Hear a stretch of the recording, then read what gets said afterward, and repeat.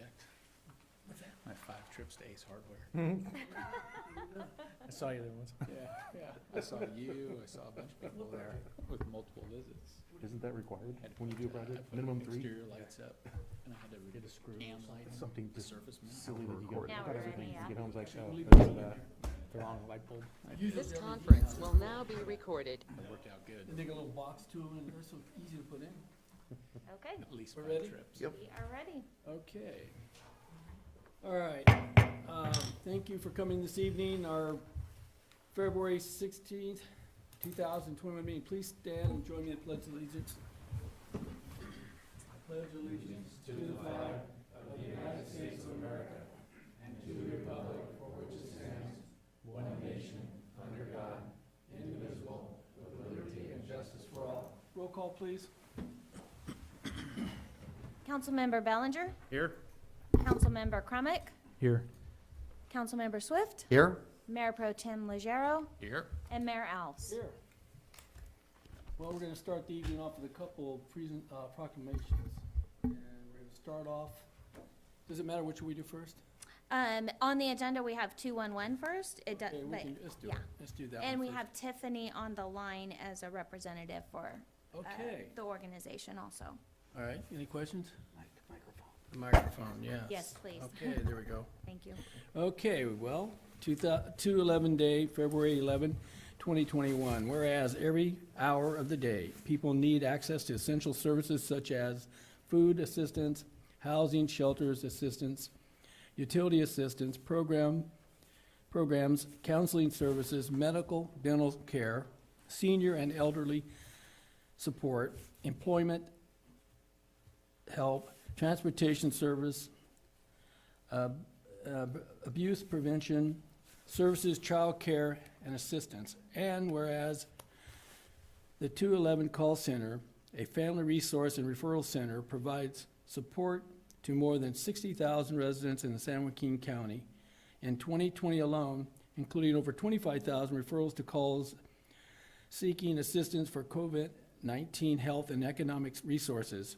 And whereas 211 is a free and easy remember telephone number that connects people with life-changing resources 24 hours a day, 7 days a week, in over 200 languages, plus languages. And whereas making the social service ecosystem more efficient in the San Joaquin County by ensuring people in need are connected to agencies that can help them. And whereas 211 partnership with the San Joaquin Office of Emergency Services provides disaster and crisis response for the San Joaquin County residents. Now, therefore, I, Ed Alves, as mayor of the city of Escalon, on behalf of the Escalon City Council, do hereby proclaim February 11th, 2021 as 211 Day in recognition of the tremendous service the 211 helpline provides in connecting callers to such needed resources. Dated 16th of February 2021. Okay. Thank you. And I know that Tiffany, you are on the line. I didn't know if you wanted to say any words. Yes, can you hear me? We can, thank you. Good evening, council members. My name is Tiffany Povisai, and I am here to say thank you on behalf of my executive director, Kay Woostraller, in accepting the 211 proclamation. The city council recognizing 211. I just wanted to share a little bit. In the year 2020, we handled over 63,000 calls. As you can see, majority of those calls came from the pandemic, and a lot of the calls were in regards to COVID-19 resources and assistance. Compared to 2019, we received approximately 21,000 calls. So it's been a huge increase in call volume due to the pandemic, but we appreciate the City Council recognizing 211 and the work that our employees, our staff does in the call center every day of the week, especially in helping our callers and our residents seek support and resources throughout the community. Thank you. All right, does anyone like to comment? Council members? Anybody out there, anybody want to say anything online? Okay, then. Thank you, Mo- Tiffany. We'll move on to the next proclamation. The next proclamation, before I read, I want to say a few things. This gentleman had a tremendous impact on my life. As a young man, I met Mr. Mostowski when I was in 1967, I think. My brother was in FFA, and Mr. Mostowski was their, the guy that ran the FFA. I don't know what. Advisor, okay. Anyway, I remember him coming to my father's ranch, and just meeting this guy was impact. It was an impact. I mean, confidence. He just talked like he was there. I mean, he had everything going for him. And he was just a nice gentleman. And over the years, I got to know him through high school, and he was my ag teacher.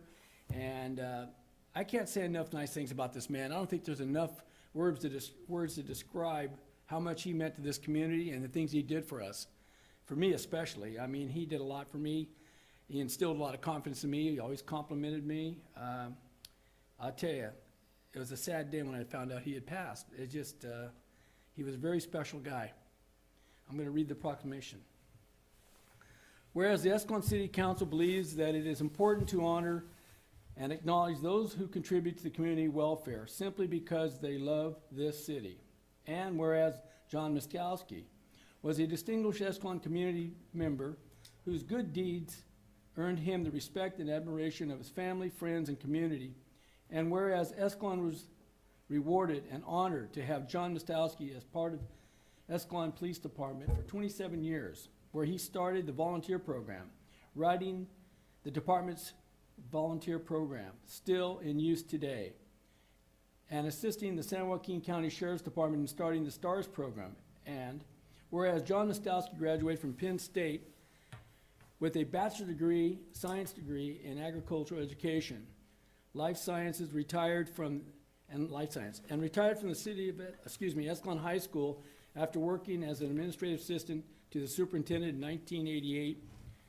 And whereas John Mostowski has served in the United States Air Force from 1952 to 1960, with the duties assigned to him that took him to the Pentagon. Now therefore be resolved that I, Edward Bialtz, Mayor of this, on behalf of the City of Escalon and the City of Escalon, do hereby recognize John Mostowski for his loyalty and his dedication given to the community and for his time commitment, all of which he made Escalon a better place for all to live and work. I could tell you stories about that man you would never believe. If you wanted something done, John Mostowski was the man. And you know what? He took no BS off anybody. And he went through red tape like it didn't exist. He epitomized efficiency. He's just a great man. I'm going to present this to Dee.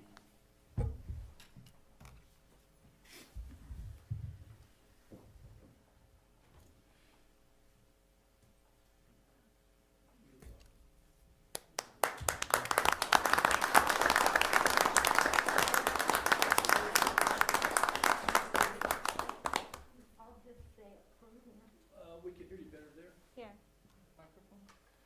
Moment of fame, come on. Here. Oh, not here. I really thank you for honoring John. I only wish he was here to receive it. I didn't hear He loved Escalon.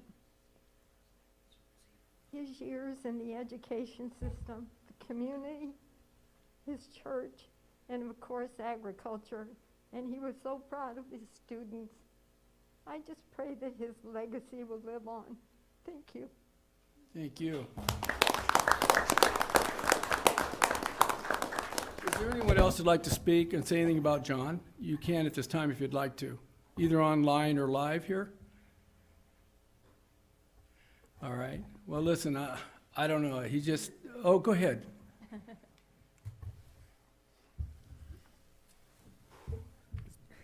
Well, John, I met John in 1999, when I came on board with the Escalon Police Department.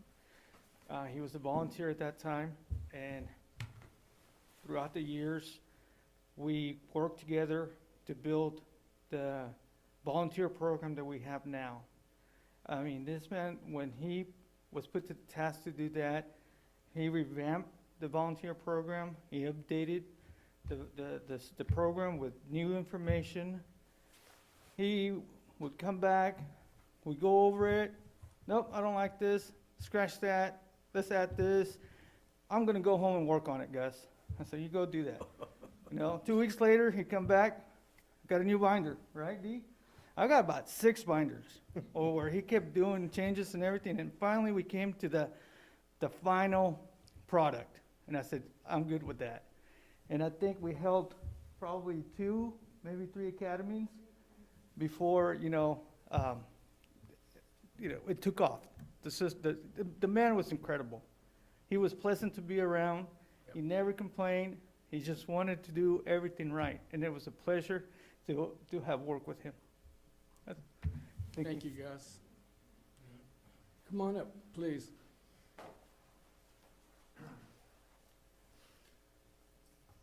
My name's Rick Dodge, and I joined the Escalon Presbyterian Church in 1962, and John and Marlene and Ronnie and his sisters attended there also. You could always count on John wearing a suit every Sunday, and I do that still, probably partially because of John. It's just been an honor to have known him. Absolutely. To learn from him. I didn't go to school here, I went to Oakdale, but I still learned a lot from John and appreciate it. Yeah. Ron, would you like to say anything on your father's behalf? You're good? Anyone else would like to say anything? Got grandchildren or somebody? Anybody else? Go ahead, Chief. When I got promoted to sergeant, I got put in charge of the volunteers and the reserves and the explorers. I met John and Dee when I had gotten hired here, but didn't really understand what exactly they brought to the police department. When I got promoted, I kind of got a clue. John, awesome guy.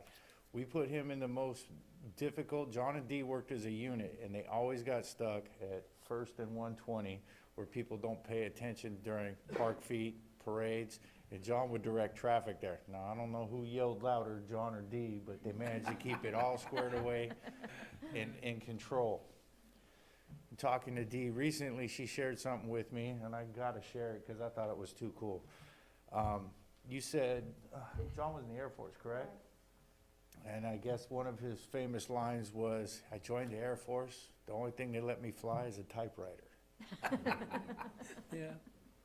Given the manuals that I saw, because I went upstairs when I got promoted to chief and started looking through a few things, and I wanted to see the binder. I asked Gus to bring down the volunteer binder, because when I heard he put together the STARS program, that's highly sought after in the county. He had put Escalon's volunteer program together first, then helped the sheriff's department get their STARS program, and worked both of them simultaneously. I don't know where he found the time. If you've ever known Dee, she's a handful.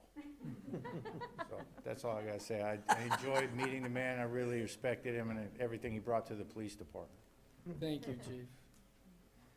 Anyone else? Come, please. Go ahead. Hi, I'm Dwayne Lovett. When I was a freshman at Escalon High School, I took ag science.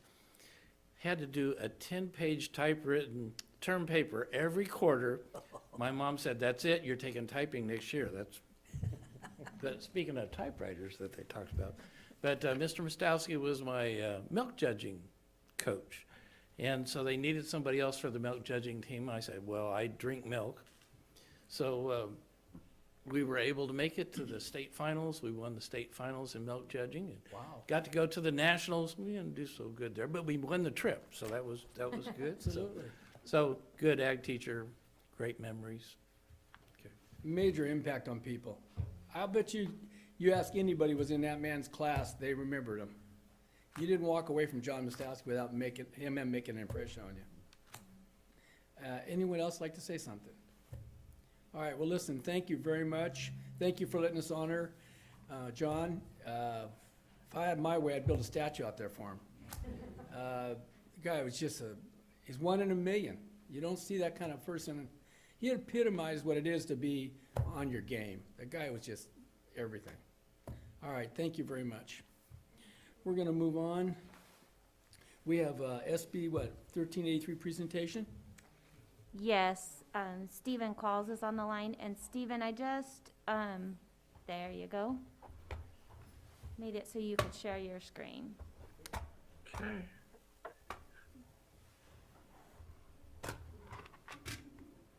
Mayor, council members, city staff, and public, I want to thank you very much for allowing me to come here tonight and to give you a short presentation on SB 1383. This is going to affect us all. I'm open to answer any questions you might have at the end of this presentation.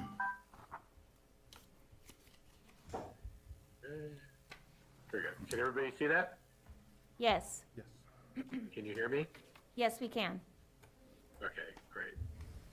So this bill was actually passed in 2016, and Cal Recycle has been tasked since 2017 with making the rules that they did not introduce until November of 2020. We're gonna have to, I'm sorry, have a little, no. I apologize. The thing here is in my right. There we go. Okay. So SB 1383 requires the state to reduce organic food waste. This is food waste such as from restaurants, green waste, paper products, and things like that. You have to reduce the disposal by 75% by 2025. In other words, the state must reduce organic waste disposal by more than 20 million tons annually by 2025. It also requires the state to increase edible food recovery by 20% by 2025. This is done to reduce methane gas emissions from landfills, which contribute to climate change. The law grants Cal Recycle the regulatory authority required to achieve these targets. So as I said, Cal Recycle began this back in 2017 as the bill passed in 2016. It has taken them until 3 years, over 3 years, until November 2020 to get these final regulations cleared. The cities are required to become compliant by January 1st of next year. By 2024, cities will be required to take action against non-compliant entities. So I'm not going to run through all these. I'm just going to try to hit some of the high spots so you just get an idea of what this is going to force you to do. So you're going to have to provide organic waste collection to all your residences and your businesses. You're going to have to establish a food recovery program. You're going to have to do outreach to educate all the affected parties in your community. You're going to have to evaluate your jurisdiction's readiness to be able to implement SB 1383. And you're going to have to procure recycled organic waste products like compost, mulch, and renewable gas and electricity. Also, of course, as usual, you're going to have to maintain accurate and timely records of your compliance. So here's some of the jurisdiction's responsibilities. As I said, you're going to have to provide collection services to all your residences and businesses. Then you're going to have to conduct your education. You're going to have to procure recyclable and recovered organic products. I'll cover that later. Secure access to recycling edible food recovery capacity, and then monitor and make sure that all these entities are complying.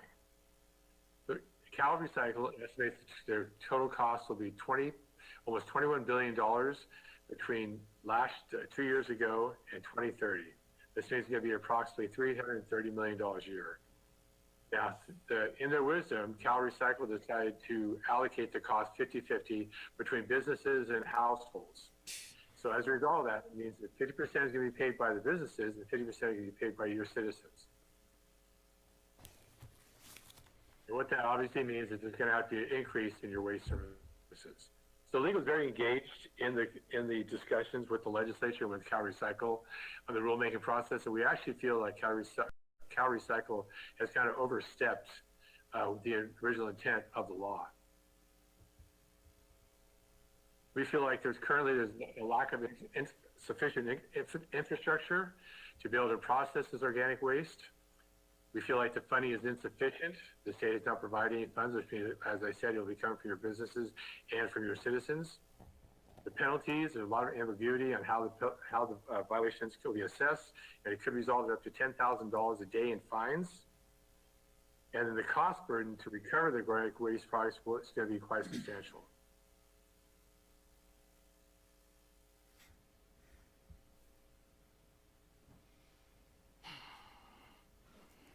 Cal City staff, we participated in the rulemaking process as I met. We met with Cal staff and the administration to try to discuss some of the challenges that we see, including the timelines, because we did not know that it was going to take till November of 2020 for them to come up with the new guidelines. We are currently meeting with legislators about how the cities can meet the regulations and possibly get some bill passed to be able to address some of our concerns. The time and flexibility is very, very much a key to us. And we're going to need you, the cities, to engage with us in our communication with our legislators. And with that, you know how to reach me. You can also contact Cal Recycle at www.calrecycle.ca.gov/organics. Okay, let's start off with, David, would you like to have any comment on this? Just trying to figure out the numbers of how this is gonna impact our ratepayers in the city. Yeah, I think you're looking at. How much is gonna roll it down to us? I think it's around 7 something a piece. Isn't that what it was? We haven't got any numbers. Oh, I thought you said, okay, maybe I'm wrong. Yeah, I'm wrong. no, we haven't gotten any numbers, of what it could cost, per resident at this point. There's a couple of different options that, was discussed at the Jilton meeting that we had, but they have not given us any numbers. We've made that request of Jilton, and we're going to be scheduling a meeting with them to try and figure out what that actual cost is going to be. All right, Councilman Belger, any more? Yeah, when they figure that out, I'm assuming we're all gonna have 4 garbage cans on our property going forward. Well, I'll tell you So this. that's part of it. Options. Yeah, there are options. You don't have to go with 3 cans. There's the potential that we could stay with our 2 cans. But it depends upon what your hauler is willing to do. Okay. One of the bigger issues, I think that is still being addressed is that you're supposed to do, like, route inspections and make sure that people are handling their waste correctly. So basically going and looking in people's containers. And who's gonna take care of that is still up in the air right now. Who's gonna go out and make those inspections? Are you done? Yeah. Councilman Crimmage, anything? Nothing at this moment. Councilman Swift? Yeah, a couple questions to Stephen.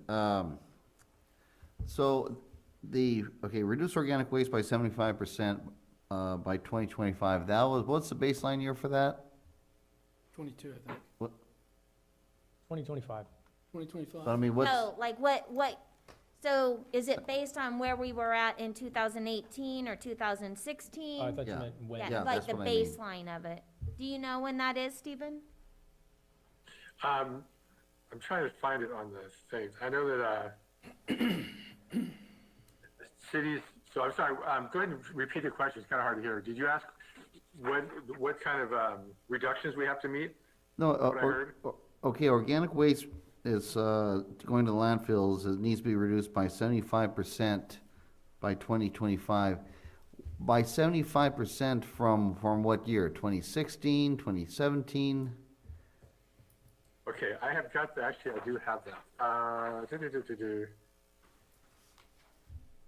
So it says that originally was to achieve a 50% reduction in the level of statewide disposal organics from 2014 Perfect. level, from the 2014 level by 2020, and a 75% reduction by 2025. Okay. So it appears as if they're talking about a 75% reduction from 2014. Okay, good, because I'm hoping that everything from the organic bins, and I know that, I'm assuming those count in that reduction because, the organic waste bins, instead of going to the landfill, they're going to be recycled for compost, and, everybody who's, composting their lawns. And in other words, all these things that have come in the last 3, 4, 5 years since that baseline year, 2014, that's good. you could be like, I'm hoping that we're already getting a little closer. Now, that's not gonna make any difference. I know it's still gonna cost an arm and a leg, but, and the other question is the food recovery. Can you give an example of what they're talking about with food recovery? Are they talking about like picking stuff out of people's garbage cans and giving it to people, or what are they talking about with that? I would assume you're gonna have a separate container for those. They don't want it mixed in. Right. Yeah, but I So mean, either you have to have a, Container. sorry, Stephen, go ahead.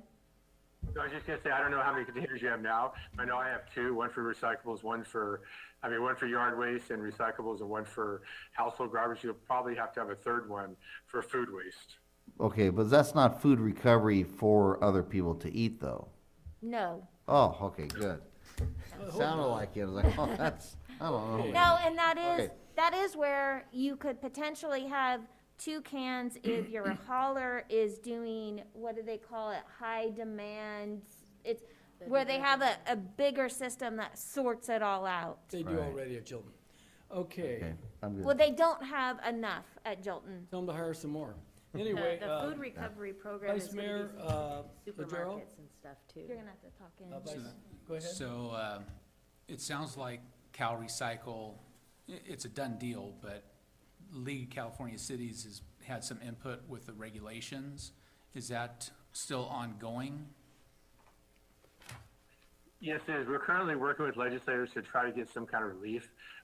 We're not trying to kill 1383. We're just trying to get more flexibility in it and more time. I mean, it took them 3 years to put these regulations out, or the goals, and for them to expect us to do it in just 1 year is unreasonable, especially with the costs involved. You also have, I hope I didn't kind of like glide over it, but it's called Procurement. And so by January 1st of 2022, the cities and counties are going to have to regularly procure annually a quantity of recovered organic waste products. So that can be compost, mulch, or renewable energy such as transportation fuels, heat or electricity from anaerobic digestion, and electricity from biomass. An example of this would be a city with 60,000 people, and so multiply 0.08 per capita would be required to procure 4,800 tons of organic waste a year. That means a city of 60,000 people required to buy another 4,800 tons of mulch, or 2,784 pounds of compost, or 1.16 million kilowatt hours electricity. So those are some of the things that we're addressing that it's hard, it's gonna almost impossible for us to do that in just less than a year now. So if we're looking at rate increases and passing on cost of this, is there a number yet that we can even work off of, or do we have to rely on our recycler, our Vendor. Our hauler. Chilton hauler to tell us that this is the cost they're incurring, and then we accept that, or is there a chance that this can be delayed, that we wouldn't have to implement these rate increases or deal with these for the next foreseeable few years? That is our hopes, and we're going to be able to find some kind of compromise with Cal Recycle. I don't know what the dealing up is up there in Sacramento for the amendments that we're looking for. But yes, the cost is going to be different for every city. Is obviously on your population, your contract with your waste haulers and things like that. And the problem is there just isn't enough capacity, infrastructure to be able to dispose of these. There is a list on the Cal Recycle website that mentions some places where these things can be taken, but it's like you may have heard recently that they passed some new laws about treated wood waste. So the only place around here to take treated wood waste is Bakersfield. There's no place else you can take it. The closest town that I can find by looking around that has an organic anaerobic digester is the city of Merced, or the county of Merced, I mean. And so the infrastructure is just not out there for us to be able to reach these reductions that they're requiring of us. How confident are you that there will be some compromise and some delay in implementation? I don't have a crystal ball. I can't say. All I can tell you is we are frankly working, and not just us, with other public agencies, because they're all facing the same thing. It's county, cities, everybody are facing the same situation. And so all I can tell you is that we are trying very hard. We are looking at, like I said, talking to legislators maybe to carry a bill or maybe reach some kind of compromise with Cal Recycle or the governor's office. And is there some independent party that's gonna tell us what we have to provide, or are we gonna have to rely on our hauler? That's gonna have to be negotiated in the franchise agreement. For Well, the most part. regulations of the bill are gonna really pretty much, We'll be able to calculate on our own what we, oh, no. No, we're we're gonna, gonna have to we're gonna need rely our on- hauler to help, yeah. And there's gonna be, like Tammy had mentioned, different options, different programs, and it all depends on where you're able to drop off your waste, your recyclables, your organics, and how they're gonna be processed and such. And so there are multiple options. When we had that meeting on Friday, it's still kind of up in the air with our hauler. They haven't made a decision on what they're wanting to do at this point. I think that meeting was more or less to kind of get the jurisdictions that they have together and kind of see where all of them are or where they're thinking, so that they have the idea of what direction to go in, to where at least majority or most of them would be on board, and then they would invest in that infrastructure to move forward. And so we're just not there yet. We'll have to sit down with them, go over those options. And then, like Stephen had mentioned, it's limited where certain services are provided, and so there's gonna be a struggle there. And then there's also facilities, that are accessible through Stanislaus County, that Jilton has mentioned to us, that have tripled their prices over the last few years. And so it's gonna be pricey, and so they've warned us, it's not gonna be a small jump, yeah. go into So we'll business have for to ourselves. evaluate it as we get I closer. think where we're heading. Yep.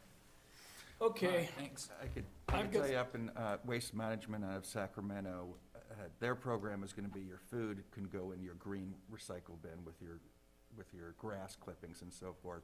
And they've already sent out a notice of a $7 a month increase. yeah, well, lovely. That's Okay, bad. I've got some Yeah. questions for you, Stephen.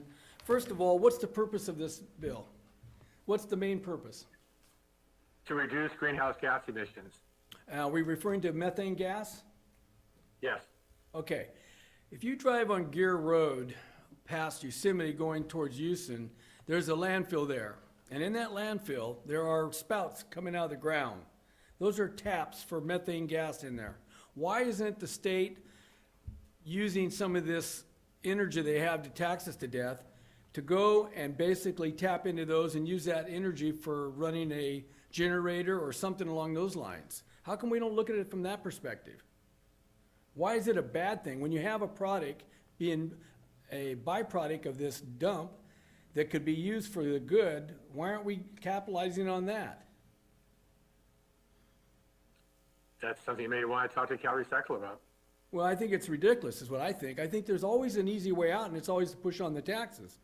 And it's not right for the taxpayers because these things get out of hand. The other thing I want to know, it was in the 90s, I think, AB 939 came out.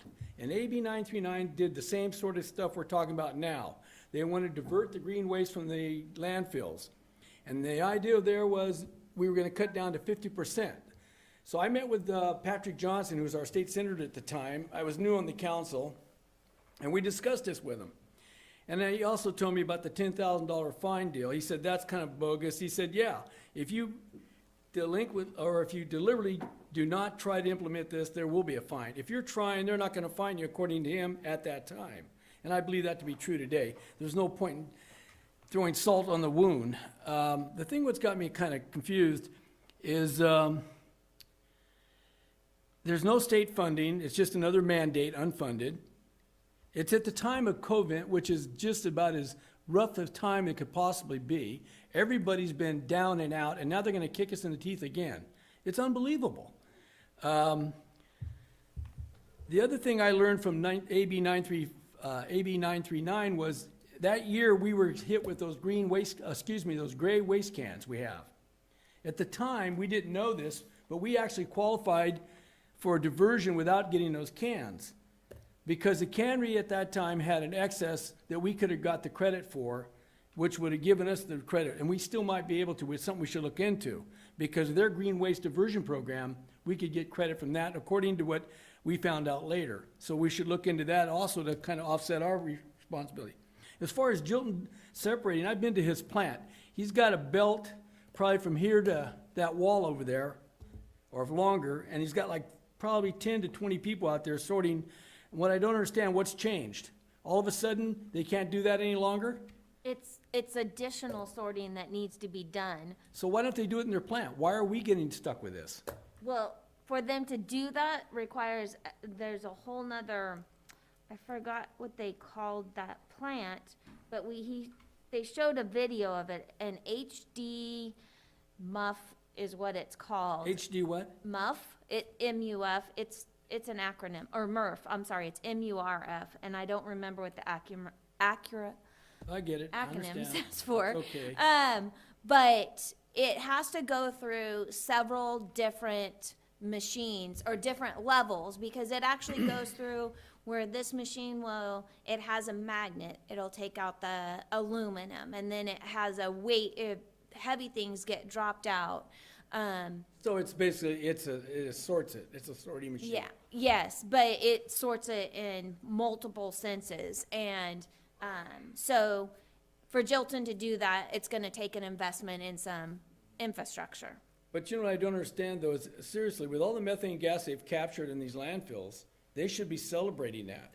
They should be using that to offset cost of running those landfills by running generators. They would save thousands of dollars, and then they wouldn't have to come after us for more money. It's just bad timing. The COVID thing has put the state back a couple of years. We've run out of money in the state of California, all throughout the country, and now we're getting hit with this. I mean, it's bad timing. I don't understand what their thought process is. Is there anyone else like to say anything else before we move on here? Stephen, whatever you can take, buddy, I would like to, maybe if you could bring to their attention that there is a byproduct in this situation that is valuable. That methane gas can be burned for running a generator and other things. And there's plenty of it coming out of those landfills. Yeah, I'm not, I can't explain what goes on in Sacramento. I agree. There are plenty of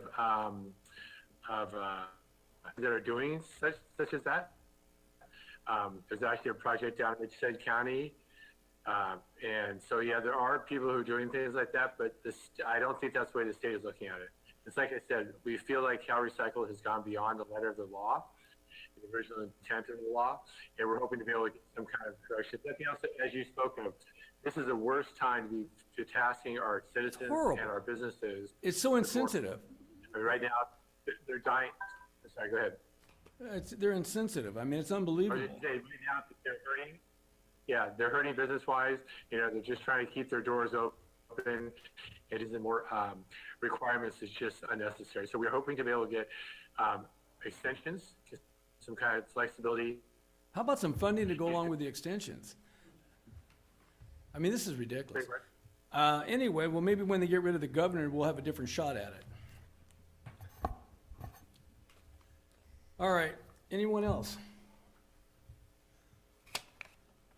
No one else? Well, then I think we're done talking about it. Thank you, Stephen, for your presentation, and good luck. Thank you all for having me tonight, and you have a great evening. Thank you. Thank you, buddy. All right. Any other comments from anybody on phone? Here at the council, anyone? Okay, we're gonna move on. We're gonna move to a consent calendar. These items are considered routine in nature and will be acted upon by a single action unless requested by an individual council member or member of the public for special consideration. I'd like to pull number 3 and discuss that one. Other than that, I'll accept a motion for the balance. Yeah, Mayor Ells, regarding item number 4, I'll be abstaining from voting on item number You're 4. gone. Okay, Robert off. All right, do we have a motion for the balance? So moved. Second. Motion second, all those in favor? Aye. Motion carries 5-0. Okay, this, number 4, you're out, it doesn't matter. Number 3. Number 3, okay. Staff water rates, where are we at? So, it is our, annual water increase time, and so as discussed and directed by the council, I'm bringing it back to you. The increase should be effective with our March 2020 billing. So I did, attach information, regarding the rate schedule. The increase for residential will go from a bi-monthly rate of $58.95 to $63.69, and the water charge from $144 to $156 per 1,000 gallons. For the completed fiscal year of fiscal year 1920, revenues and expenses exceeded the estimates included in the rate study. So the rate study projected a net operating revenue of $120,894. Actual revenues and expenditures show we experienced an increase in operating funds of $131,970, which is slightly an increase from the study. The $54,000 for the meter replacement was not expended. So when you take that into consideration, we actually experienced a $78,000 increase, or $43,000 less than what was estimated in the rate study. The meter plate replacement program is in progress with NG Services and is expected to be started within the next 3 to 6 months. Provided in the staff report are the available funds through the water fund and the capital improvement projects listing, and that were from the rate study. How much revenue, if this goes through, is it expected to come to the city of Escalon in the matter of total money? If you consider how many ratepayers we have with this increase, what are we expecting in revenue for the year? I don't have that number. What was the question? I just want to know how much revenue, this rate increase is going to hit all of our ratepayers. I want to know how much money in total would bring to the city. Okay, good question. Just want to know a rough number of. Okay, can we have that at our next meeting, please? That answer to that Well, question? this is scheduled to go March 1st billing, so I wouldn't have that. Well, you may not have the past either. That could happen too. Okay, Well, I so, mean, it's an adopted schedule. We're running right in line with expenditures and revenues from the schedule, and the revenues were needed for anticipated increase in projects and expenses. Well, we had that set up way before we committed to anything, isn't that right? I mean, we agreed to these water rate increases and also the schedule way before we've done anything else, including having COVID. Is that correct? Yes. Okay. What's our situation with ratepayers with the COVID situation? How are we doing with that? In regards to, we do have some, we have several delinquent accounts. We have a few that have not paid for probably the past year. You have a number on that? How many people?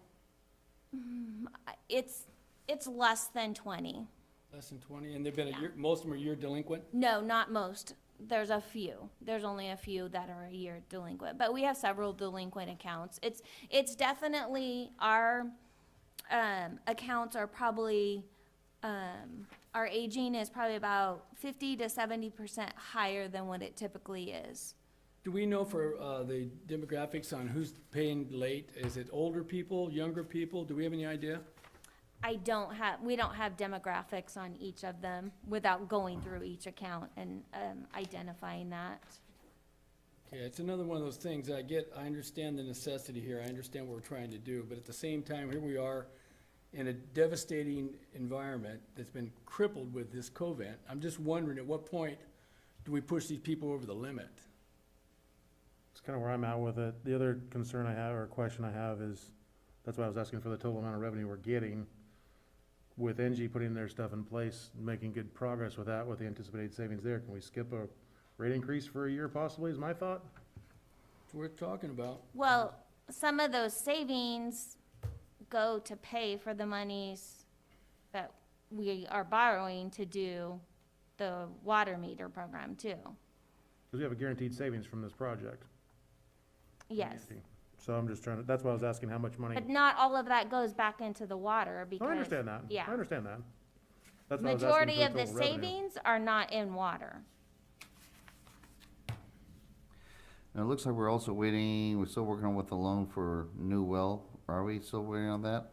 We are. I did receive last week that their technical review was done and they were going to be pushing it forward. Right. So we are hopefully weeks within getting that funding done. So how does, 'cause it looks like we have a couple future year projects too that, again, they're in that point where, how would, if we hold off on a rate increase, how would that affect our ability to perform with paying the loans back? You know, well, how would that be seen? Well, so the funding is based on the approved rate schedule.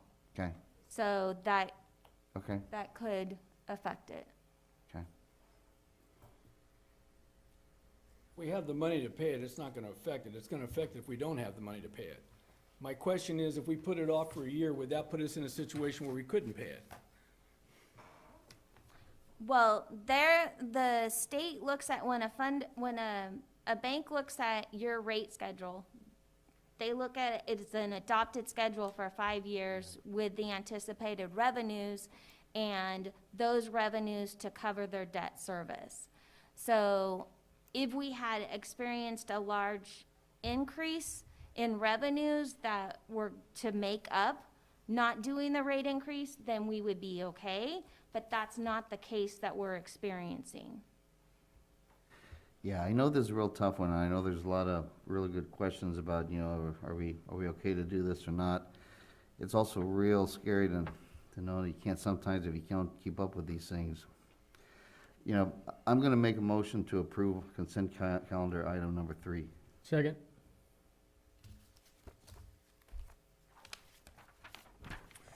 All those in favor? Aye. Aye. Opposed? Nay. No. I think Okay, carries 3-2. in the future, No, no, can we no. maybe have this Yeah, on that's an 2-2. earlier, agenda Yes, and, and not a consent item sure, absolutely. discussion? Should never Yes. be on a consent calendar. Thank you. Alrighty, so, Fails 2 to 3. It fails 2 to 3, it doesn't carry. It failed. It was, failed, No, it passed 3 to 2. it was 3-2. 3-2. Oh, I Yes. didn't hear the third. Yeah. I didn't hear the third Yes, person go. yeah. Alright, Sorry about that. that's No, okay. it's okay. Alright, where are we? We're at staff communications. Sorry. So included in your agenda are staff communications with the treasurer's report, police department activity report, animal control report, development services, building department, public works, water department, wastewater treatment plant, and our project report update. And staff can answer any questions on those that council may have. How about the update? Let's hear it. The report update project? So, I'd like to make that a monthly, or meeting, every meeting, like to have that update. Keeps us abreast of what's going on in our, right, so staff I here. did, so the written one in here is regarding our CIP projects. I think maybe you may be talking about development projects. in general, what we're doing. You know, just Right, yeah. projects. So that's in the written report in the agenda. You get there. Not much change from the last So how are we doing, meeting. for example, how are we doing on our downtown project? Is that ever gonna get done? So that's not our project that we're doing, so I can't tell you where the status of that project is. Do we have somebody I looking mean, at we've it? still been, we've been out on site doing inspections, and we've been receiving additional documents from the project. So I can tell you that aspect of it. Okay. And I don't know, Dominique, if you have anything to add on that? I mean, inspections have been moving forward. Building permits are being pulled. I believe there's one left that is still in process. Another one that was just finalized this week, and so they should be picking up that building permit. And then their landscape submittals were submitted today as well. How's the So financial everything is situation? moving Are we forward. on, schedule for payment? As far as I know, Yeah, so the last balloon payment, on the properties is due on March 12th. Everything else is current, paid up? Well, the phasing penalties are not. And okay, interesting. So what are we planning to do about that? I think in the past when we've talked with legal counsel, I mean, basically, we would have to take the developer to court. Okay. Interesting. How much is it late? It's about 26,000. So, How much is the balloon payment on March? 58,000 is what's the remaining balance due. let me ask you a question, Mark, if I may. In a situation like this, going to court for somebody who's delinquent in payments for penalties, wouldn't that be just as easy to lien the property? So, we're under staff communications, I'm gonna punt this, Oh, you're gonna go then? Okay, I'm sorry. no problem, I get it. But, so, of course, it's staff communications, it's not really discussion. Well, of course, we're here to answer your questions. Right, You're kind of going towards, discussion of what's the best way to sure, get them compliant, which is kind of out of the realm of where we are. We could, like we've done before, either present a staff report on the project itself, or potentially go into closed session so we could discuss potential ways to recoup that money.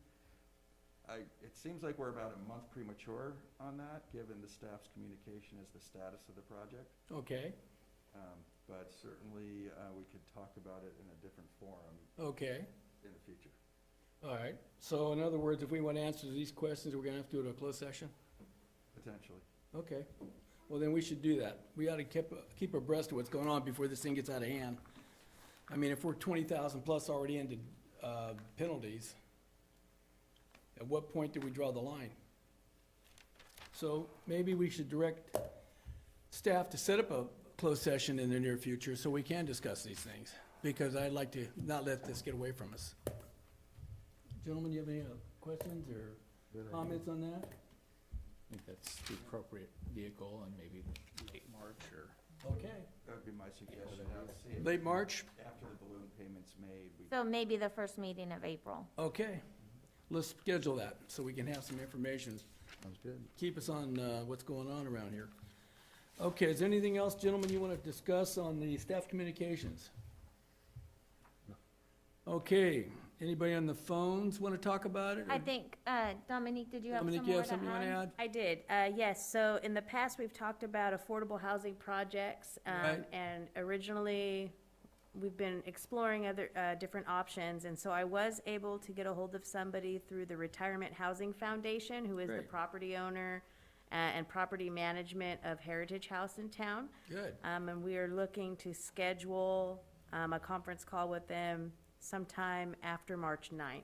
perfect. So to move forward with that, and so I could get you more information, and figure out, what we can discuss at that conference call. I did talk to them on the phone today, and it was a very good conversation. Great. They've been in business for 60 years, have multiple projects. What is their actual title or company's name? Retirement Housing Foundation, so RHF. They're a foundation, Yes, interesting. they're a 501c3 Nonprofit? nonprofit, correct? Interesting, perfect. If I may, Mr. Mayor, so I've been speaking with staff regarding the city's plans for affordable housing. Sure. Especially in light of after the last request from that developer concerning. Sure, Paramount. Right. And my thought was, or the information I was getting was, there didn't seem quite to have the city doesn't seem quite to have a comprehensive plan yet, I agree.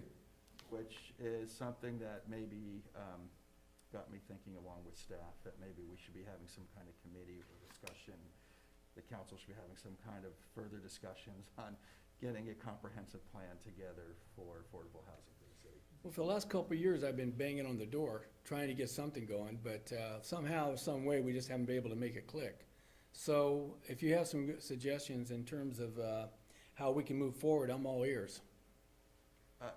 My suggestion is a committee, or either an ad hoc committee or some type of committee, so that several council members can start going over things with staff as to what are the requirements for the state and how are we gonna meet them, and to bring back suggestions for the council. council. Okay. And get the public input on this as So well. a workshop would probably be the starting point. Sounds about right. I'm just throwing it out there to Yeah. get the discussion started. Yeah. So were we discussing the number 6 now? It appears. Oh, my apologies. Yeah. No big deal. That's Yeah. all right. We're good. It's on the Okay. agenda. It's on the agenda. So Tammy and I had talked about that as well, and along with having a workshop, we discussed the idea of using some of that money that we've collected in the Affordable Housing Trust Fund and applying it towards hiring a consultant to review our existing ordinance and make recommendations or provide feedback on how we could go about updating it. Because this is a frequent item that has come up in past projects, where our projects, every developer that has come forward has basically indicated that either providing it or paying the in lieu fee is infeasible to them. So perhaps our ordinance needs to be reevaluated and maybe given feedback and information, and of course, an ordinance amendment would go through both planning commission and council to be approved, and so maybe that's where we have that workshop, collaborate on what our goals are for affordable housing, and somehow put that into our recommendations and feedback to update that ordinance. My recommendation is let's do the workshop and let's get some feedback from the community and do the workshop like Jeff recommends and also our lawyer. And let's start with that before we go out and spend any money on a consultant, okay? Let's do that first. So we were speaking particularly into the affordable housing ordinance also, so that would be a discussion item, because any change to that could affect those projects in a positive manner, depending upon how we make that change. And so that's why we were saying the joint between planning commission and the council, and then, that it could be on the affordable housing ordinance, and it could be on what the goal is in regards to any potential senior housing. Well, let's hope we do a better job this time we did last time. Last time we had a GAP program. I don't know if you're familiar with the GAP program, but the GAP program is what's behind the shopping center. That program was designed for people that would put in sweat equity, would be able to get into these homes, and they were supposed to live in them for a period of time. As it turns out, they all got in, they all moved and sold their properties, and they became rentals. I don't want to see that happen again. So if we're going to do a program, anything similar to that, or anything in the spirit of trying to help our community, let's make sure that we do enough safeguards that we don't end up in another situation that's similar to that one, because that's not our shining moment. The discussion we had with the last project, I think, was pretty enlightening. See the costs associated with it.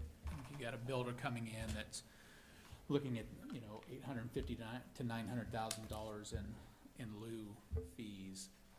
We kind of know where the problems may lie now, because we had a builder tell us what the problems were that made the project not feasible. So I think that's a good starting point. I do like the fact that it's the Heritage House, it's a foundation. That may be the type of partner that we need to make the kind of project go in our community. I believe that. I really think that a workshop would be a good starting point, just to get input as to what the needs are, because, everyone talks about 55 and older, and it's gonna be deed restricted and all that, but, we learned in that last discussion that there's no guarantee necessarily. Who's gonna enforce it? How do you enforce it? So, I think a broader discussion is in order, and then maybe a consultant, maybe somebody, from, BIA or one of the organizations out there could give us a presentation on different opportunities out there. Not something that's not gonna cost us a consultant fee, but, somebody that can shed some light on some of this for us. Well, those from the Heritage House might act as a consultant for us in a way. Yeah. They'd be able to give us some insight into their projects and how they're affordable and what they've done in the past to perpetuate those types of situations. I think those are the people I want to talk to. We also got some good feedback from the community, though, too, as Yes. to their expectations for projects around their existing homes and Sure, what they want to, sure. have next to them, so. So what do you think? We should just, let's work on getting a workshop put together, notify the community, and set a date, and let's start there. Yeah, and if I may, Mr. Mayor, I Sure. realize this isn't it's understaffed communications, but it's not quite. So out of abundance of caution, we should get some public input on this. All right. I had a quick thing, real quick. Are we talking about what we talked about last meeting where we were gonna raise something from 10 units to 20 units? Is that what we're talking about right now with the Paramount thing? Yes, yes, the affordable housing. I thought we were ordinance. supposed to like talk about amending the ordinance. Is that what we're talking about right now? Mhm, It sounds like we're correct. just talking about having another workshop. Well, we're talking about having a workshop where we have those discussions about how we could potentially amend that ordinance and have dialogue on what maybe those implications would be, and then what direction we want, or what's the desire of the community in regards to senior housing. Is it feasible and something that we could obtain? Yeah, I feel like we've done this before. The government. developer's request to waive in lieu fees. Right. Raised really. I know, yeah, you brought it up. Raised the bigger question of, wait a minute, those fees are supposed to be actually helping our Affordable housing. housing plans, which then asked the question, well, what is the city's affordable housing plans? Which there wasn't quite a clear answer. So the developer asking us to amend the ordinance on affordable housing brought us to where we are now, which is, there needs to be a bigger discussion about this before the council really starts waiving in lieu fees without realizing how it's going to affect the Right. rest. Not really interested in waiving them. No. Yeah. Can we get, before that workshop, can we get some of the surrounding communities' plans for comparison? Good So we idea. can really, Good what are they idea. doing in Ripon, what are they doing in Manteca, Yeah. or Waterford, any of them. the smaller towns that are similar to Sure, us? that's a good idea. So before we can talk, we have some, then you look at them and go, wow, we are on point, or while we're way out. That might help in some of our discussions, what they've got for ideas as well. But I will say, now bouncing off what Councilmember Cronk was saying, it did seem like the economy of scale issue that he had there with an infill project and the cost of the in lieu fees made it, you couldn't do it. And if one of our council goals is to have these infill projects so we can fill up our infill, yet we, by our own very same ordinances that we have, makes it impossible for a developer, any kind of developer, to be able to do that, then, again, amending that so that if you waive those in lieu fees for infill developments only, and of course, you'd want to have a definition of what is an infill development, that might help us accomplish two goals at once. And so that might be a component of this whole package that I think we may want to look at as soon as possible. There's a lot of different facets to this situation. That's why it's gonna require some input from different sources and timely, we're gonna have to spend some time working on it. It's not gonna be an easy answer for anything. Your infill lots, we addressed those a while back where we sent out notices to people saying, look, would you like to develop your property? And the majority of them came back and said no. So, there's that. We're dealing with all sorts of different things. Yeah, and I think some of them said that our fees were too high too. Yeah, that's so- normal. That's pretty typical. But, Again, so, Your Honor, sorry, Mr. Mayor, we should probably open this up for public, no problem. just to make sure. Absolutely. All right, this is an opportunity for anyone who'd like to speak on this matter, whether you're on the phone or you're here in person, please announce or let us know who you are, and you're welcome to speak. I'd like to say something. Of course. Go ahead. Yeah, hi, Kurt Danziger, 389 Noni. I'm glad this is on the agenda. There's a lot more to this than just right off the top. I just want to say one thing about the last project that was put forth to the council, and that was the developer called it an affordable senior housing project. That's not the definition of senior affordable housing. If you're going to restrict housing to 55 or older, and you're going to have CCRs, as you see at Heritage House and other proposed sites, there's a manager on site that enforces those rules and regulations. So that's something to consider. As far as the monies that are in there, I think that before we start looking at reducing fees, that we look at the city's situation where we may be able to subsidize those fees if the right project comes along through those monies. But I agree that we need a workshop. We need to get it laid out. And if we do need to change the ordinance, then we change the ordinance. But we should define it just the way it was. If you look back in the year 2000, when we were developing all these other housing projects, there wasn't any problem with developers paying those fees or paying for the in lieu housing because they made it. And interest rates were quite a bit higher than they are now. So, before you get carried away with developers there, look at a little bit of the history. Let's have the workshop there and get that information out there. Thank you. Is there anyone else online or, on the phone lines or here publicly would like to, or personally would like to speak on this matter?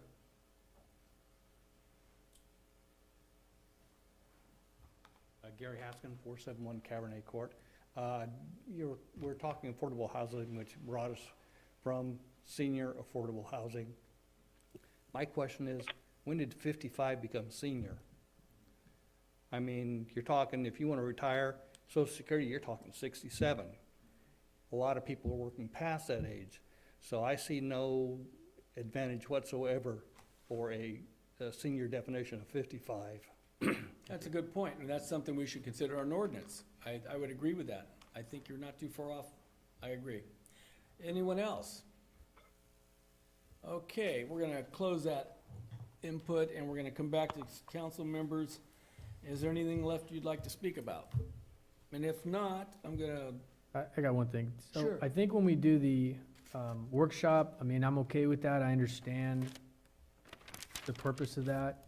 But part of that discussion should be, what is the overall goal of the community? Is it to have affordable housing? And affordable housing is a very deceptive term because it means a very specific thing. It means housing for low-income people that can only afford a certain amount. It's regulated. And if we want to have that type of housing and that type of segment in our community, if we need it, if it's, then so be it. But we should talk about, we want places that people can afford. Now, that would be considered affordable housing, but we need to really talk about what kind of community do we want? Do we want another heritage house? Have you guys been to heritage house? Have you looked through those things? Do we want the cheapest housing possible so that we can satisfy some higher up, ordinance or whatever? I think that's what we need to look at. So I just want to make that point. Well, I think what Gary had mentioned about the age thing is important. I think when you take in consideration a senior, and in my opinion, and Gary, I agree with you, is that it's not 55. That to me is not a senior. They're older, but a senior's in their late 60s, early 70s, and they're on, in my opinion. And that maybe when we do our workshop, we can address that issue then and discuss it and maybe write it into the ordinance that way. But there are people that are, as they get older, don't have secure incomes or retirement plans. And I know it's not our problem personally, but there are people in our community, and we need to address a housing situation where they could still live here in this town with some dignity. I don't want, I just think that's the right thing to do. Dominic, do you have any idea what the wait list, the number of people on the wait list out at Heritage is?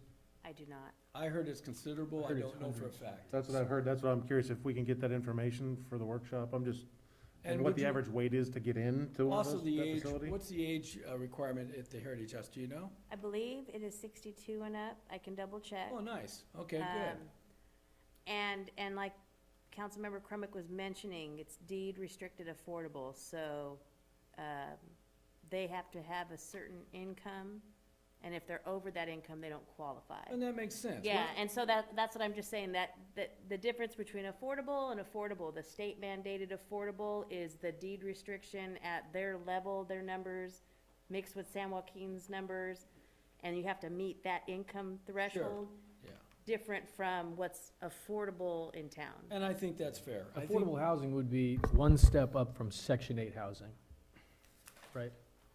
Essentially, because you just, So there's low there's income- different levels of affordable for the state. There's very low, low, moderate, above moderate. Well, we'll find our remedy. Yeah, and so there's different levels, and so typically your moderate is what the city has been using in the past. We have numbers to meet in low income and very low income, but moderate is kind of where it averages with I guess you would say, average house pricing. Obviously, right now, the pricing is a lot Well, higher. the so housing it's I kind of have skewed. envisioned is for the seniors, not so much for everybody in the world, you know, it's just, I'd like it to be for the seniors. That was the whole concept here. And Peter's point is well taken, because affordable housing is different than affordable senior housing. Bingo. You Right. know, and I think we are talking about different elements. You know, affordable housing is a requirement, we have a certain regional amount to meet. But what we are more likely talking about is aging in place, providing housing throughout your life cycle, to where you can stay in your hometown and you have other options for housing. So they're very distinct. So, and I think that's where the workshop would come in handy to kind of help define that and set that goal. And then we can see if the ordinance is gonna need some tweaking or Maybe not. something else, You don't or know. maybe not. It might Yeah. work. Okay, so we've come up with the idea of a committee. We're gonna have a committee, and we're gonna get some feedback from Heritage House representatives, hopefully. And then from that and some other input from the community, hopefully we can come up with an idea that satisfies the majority of us. How's that? Sound good? All right, let's move on. Let's move on to matters presented for the audience. The public may address the city council on any item that is on the agenda at the time the item is called. The public may also address the city council on any item on the agenda that is within the authority of the city council. Each speaker is limited to a maximum of 5 minutes. Usage time may not be yield to another speaker. The determination of whether an item is within the authority of the city council is the discretionary decision made by the mayor. All right, let's open this up for anyone. Please come to the podium and give us your name.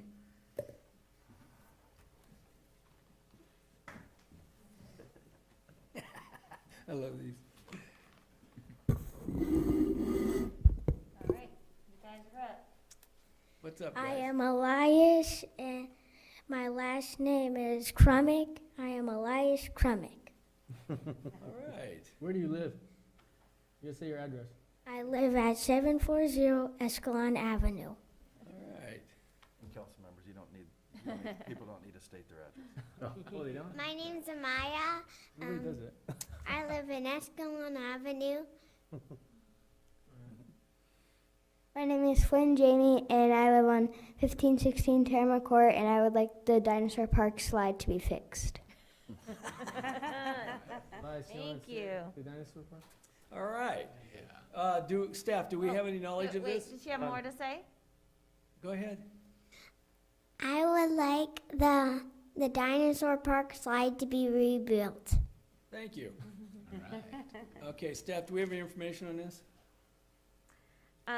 That park is part of the landscape district Okay. that is underfunded, Okay. that we don't have money to do. And what would the projected cost of repairing that be? Does anyone know? I don't know that we know that cost at Get- this point. Can we get the cost, please, and let's see if we can somehow, maybe a Lions Club project for us, or somebody along those lines that can repair that for these kids? Yeah, I remember that discussion. That's probably likely what's gonna have to happen. But because then, whatever it it's takes, underfunded. Yeah, let's it's a take good care of idea. it. Let's take care of it. All right, so staff, maybe next meeting you can get back to us on a cost, a projected cost, and I'll try to get the money donated to do it, and then maybe the Lions Club will take it upon ourselves to do it. Is there any other input out there that anyone would like to speak on any item, on the agenda or not? And by the way, young people, congratulations. It takes bravery to get up there. I admire that. Nice job. When I was a kid that age, I couldn't have got up there if my life depended on it. No, that's really good stuff. Good for you guys. All right. Involvement. Huh? Your community involvement. Their community involvement. I want to take those names and remember them, because they could be, who knows, somebody important someday. Future leaders. All right, since there's no more input, is there any, bye-bye, guys, thank you. Is there any input on the phones outside? And if not, we're gonna move on to administrative matters. And it looks like we're gonna be moving on to administrative matters. Consideration of leniency regarding storage containers. Staff. So in January of 2020, the council approved the vacation of an alley and a purchase and sell agreement with Chandlar Enterprises for the city's property known as Prospect. At this meeting, Mr. Mize, the owner of Escalon Transmission, voiced his concerns about the potential difficulty accessing his building with the loss of the access from the area known as Prospect. As requested by the City Council, the staff was reviewing the area for potential resolutions. In reviewing the site, it was noted that 2 storage containers on site did not comply with the city's municipal code.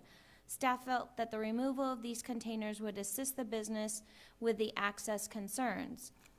City staff set up and conducted a conference call with Mr. Mize as well as other property owners in the area to review the city's concerns and the potential code violations.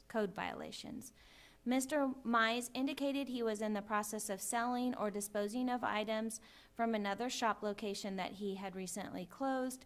Staff understood these items to be within the containers and that the storage was temporary, in which staff remained open to work with Mr. Mize in obtaining compliance with the code requirements. In April of 2020, a letter was sent to Escalon Transmission advising that the storage containers, accessory metal structures located on the property were prohibited and that compliance with the code was being encouraged to avoid potential enforcement actions. Staff expressed their willingness to work with Mr. Mize on the removal of the containers within a reasonable amount of time. In June of 2020, staff met with Mr. Mize, where he re-indicated that he was in the process of selling and disposing the items from another location that had closed. Staff understood these items to be within the containers and continued to work with Mr. Mize on the time, but also continued to encourage the removal in a reasonable amount of time. Additional follow-up letters were mailed in June, July, and August regarding the containers. On August 24th of 2020, Mr. Mize called and requested and was granted an extension to September 30th of 2020. On October 30th of 2020, Mr. Mize called, left a voicemail for staff.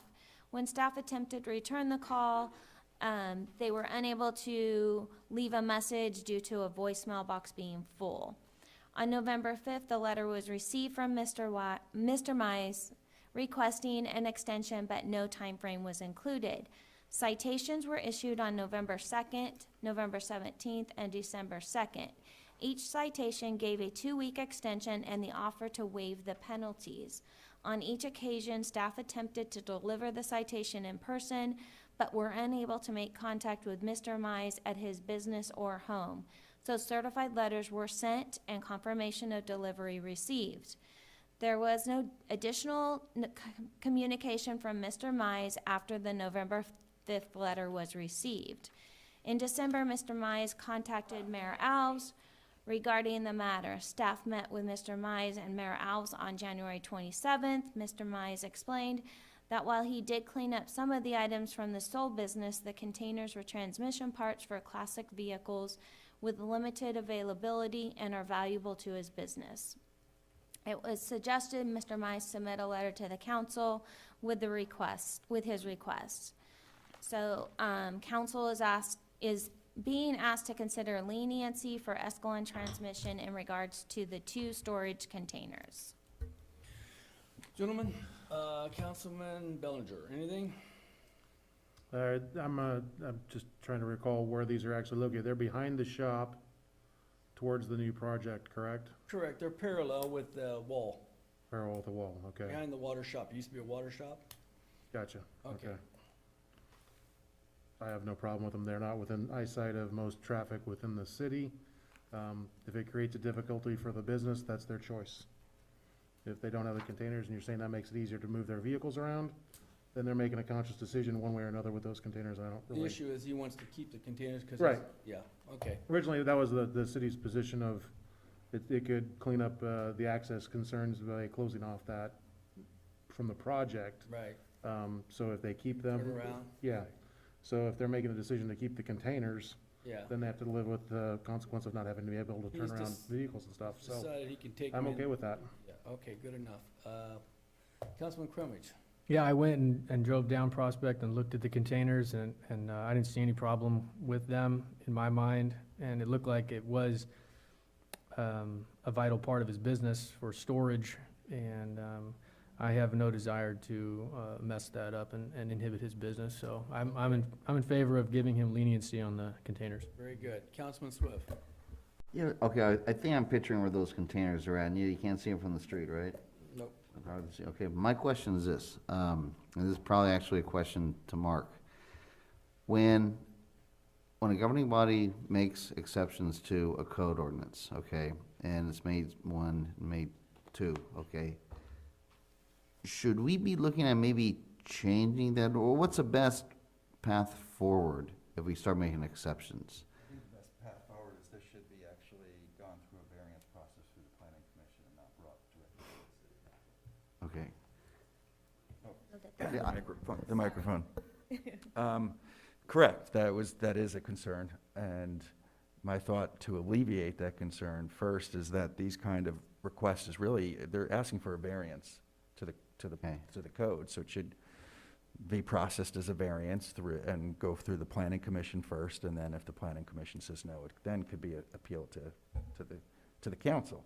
Okay. And of course, when the council is considering exceptions, we have to be careful of precedent and not being arbitrary and capricious as to the exceptions that we're making. Well, that's one of the things, I don't have any issue with it either, but I want to make sure we're doing this right. And because the next one that comes along, how are we going to handle that? And that's why I asked you that question. I think that's probably a more prudent way to go about it. So that's my 2 cents. Vice Mayor? I agree with Robert. You know, you always want a process, you want to follow the process. Here, it sounds like it was the city that was the complaining party that decided to take action. And we addressed that with the Portuguese Hall, so I think it falls under our jurisdiction since we're directing staff on what to do. So I agree, a variance is probably the preferred way to go about it. But since this isn't complaint driven by an individual out there, this is complaint driven by the city, I'm comfortable in granting that leniency and taking care of it right here at the council level. Okay, is this a formal vote you need, Tammy? Yes, you would. And let me clarify, I realize that citations have been issued, so then yes, it is proper to go through this way. And they could have or should have asked for a variance, but since they didn't and we issued citations, and now they're basically asking relief from a citation, then this council can consider it. It should be by a vote, yes. Another note on that is the cost to, appeal and request a variance and go through planning commission is like very cost prohibitive. Yeah. And That's another. that's another thing we need to look at. That Absolutely. costs too much to go and ask somebody if they could do something. That's right, I agree. Anyway, can we move forward on a vote on this, gentlemen? Can I get a motion? I'm sorry. Hold on. So we're okay? I mean, that's, I just want to make sure the way we're going about this, especially in light of what Mayor Pro Tem Legero mentioned, that it was We've already sent done from the it. city. Yeah. We're okay? Yeah, yes, council member. Okay. All right, so is there a motion? I would move to stop any enforcement action and grant grandfathering in, I guess, these storage containers, Yeah. so long as Mr. Mize has the property, owns the property. If there's a transfer of property, I think we need to That was the agreement we had with him, address that. or if he leases it, either way. Yeah. I'll And then- second that. But also, whatever citations are still outstanding, Waive. recall those and waive any fees associated with them. Very good. Second the entire motion. We have a motion and a second. All those in favor? Aye. Motion carries 5-0. All right, let's move on to, where are we? Okay, council communication. Let's start with Councilman Bellinger. Chief, just wanted to say, you and your team's doing a great job. I was looking through the report that you presented and seeing some of the blurbs on the Facebook and whatnot of some of the recent actions you've done. Keep up the good work. I know there's more than a few crews out there doing the catalytic converters, so nice job getting one of them at least. Keep up the good work. Keep everybody's eyes out. Appreciate everything you guys are doing. Thank you. And that's all I've got tonight. Very good. Councilman Crummage. Nothing. Councilman Swift. I'm good. That's it. Vice Mayor. Just, again, those water rates, it's annoying. I agree that now is not a great time to pass on increased rates, but that's something that has been in the works for a while. They're going to pay for infrastructure that's badly needed, so it would be nice to find other areas where we might be able to reduce or waive fees, or at least take a look at them as a council to see if, under the current COVID circumstances, if we can maybe find some of those that we can address and reduce and deal with, and help people out in another way. That's it. The thing that kills me is this COVID thing, the only people that didn't lose their jobs are people in government. Everybody else was hit. People were held their jobs in government, and they're the ones that didn't get hit at all. But yet it's government that keeps handing down these things like California here, we're dealing with this 1383, which is ridiculous. And it just goes on and on. We have yards in our town now that look like deserts. The lawns are dead. They're not doing anything to them. At some point, we have to think about what we do and the consequences we're gonna have. And I know it's a necessity to have money for the water system. I understand that completely. But somewhere along the line, we're missing something, and I'm not sure what it is. But we need to think a little harder when we start doing things and enforcing things on the residents of this community, and not looking longer and harder for the consequences.